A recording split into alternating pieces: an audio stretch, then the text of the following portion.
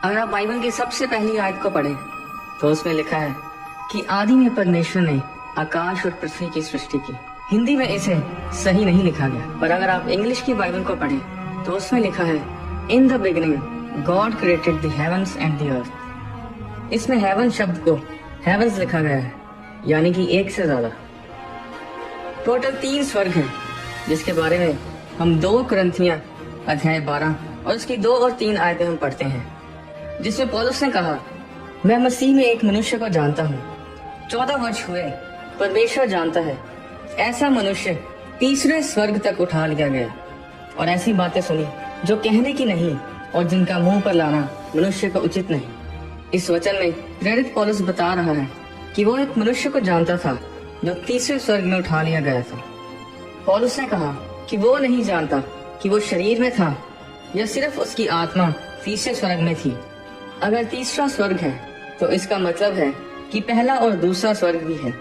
अब तीसरी गिनती तक 1 और 2 गिने बिना पहुंच नहीं सकते।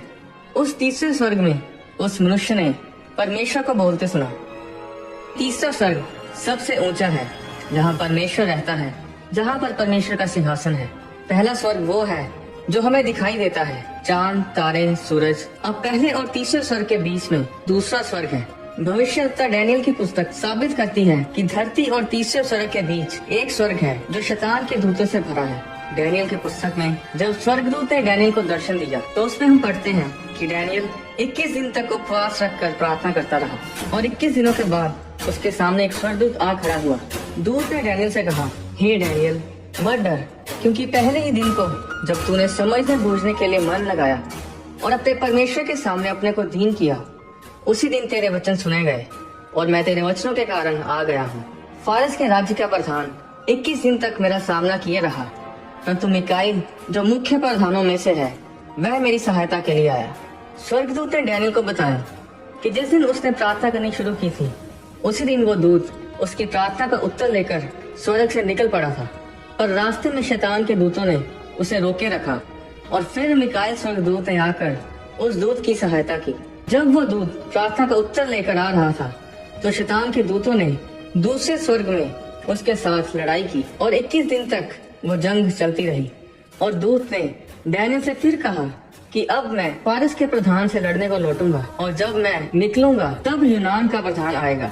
यहाँ पर वो दूत धरती के मनुष्य की बात नहीं कर रहा। फारस का राजा शैतान का वो दूत है जिसे फारस राज्य के ऊपर के स्वर्ग का अधिकार दिया गया है। क्या आप जानते हैं कि दुनिया के हर महाद्वीप के ऊपर, हर देश के ऊपर, हर राज्य, हर नगर के ऊपर शैतान के दूतों को बांटा गया होता है जो उस नगर, उस देश को कंट्रोल करते हैं। उसी तरह परमेश्वर के स्वर्ग दूत भी हर महाद्वीप, हर देश के ऊपर ठहराए गए होते हैं जो उस देश की रक्षा करते हैं। इसके बारे में मैं आपको अगली वीडियो में विस्तार से बताऊंगा।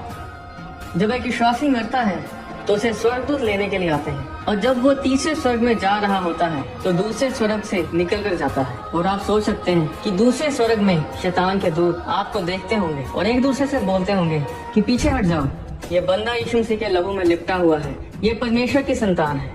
वचन संहिता में लिखा है कि परमेश्वर अपने दूतों को आज्ञा देगा कि जहाँ कहीं तो जाए वे तेरी रक्षा करे। यहाँ पर परमेश्वर सिर्फ एक दूत को नहीं कहा बल्कि दूतों को कहा कि आपकी रक्षा करें। डैनियल की प्रार्थना के कारण दूत स्वर्ग से भेजा गया। हर एक विश्वासी को कम से कम 2 स्वर्गदूत दिए जाते हैं जो उसके साथ रहते हैं, उसकी रक्षा करते हैं। बाइबल बताती है कि एक स्वर्गदूत ने असीरियन सेना के 1,85,000 सैनिक एक रात में मार गिराए थे। तो 2 स्वर्गदूत कितने लाख मारने की सामर्थ रखते हैं? जरा सोचिए, इतना प्यार परमेश्वर हमसे करता है। स्वर्गदूत तभी उत्तर लेकर आते हैं जब हम परमेश्वर के साथ सहभागिता में बने रहते हैं। अगर डैनियल प्रार्थना ना करता तो दूत ना आता। डैनियल की प्रार्थना पहले ही दिन सुन ली गई थी। परमेश्वर आपकी प्रार्थना को उसी समय सुनता है। बाइबल में लिखा है कि जिसने कान को बनाया, क्या वो खुद सुन नहीं सकता? आपकी फास्टिंग, आपकी प्रार्थना स्वर्ग में हलचल मचाती है। जब आप प्रार्थना करने बैठते हैं, दूत तैयार हो जाते हैं आपके उत्तर को लेकर आने के लिए। परमेश्वर के वचन में बने रहें, प्रार्थना और उपवास करना ना छोड़े। परमेश्वर आपको आशीष दे। क्या आपने कभी सोचा है कि जो बच्चे गर्भपात के कारण मर जाते हैं, जो मिसकैरेज के कारण मरते हैं, वो कहाँ जाते हैं? अगली वीडियो में मैं आपको इस रहस्य के बारे में बताऊंगा।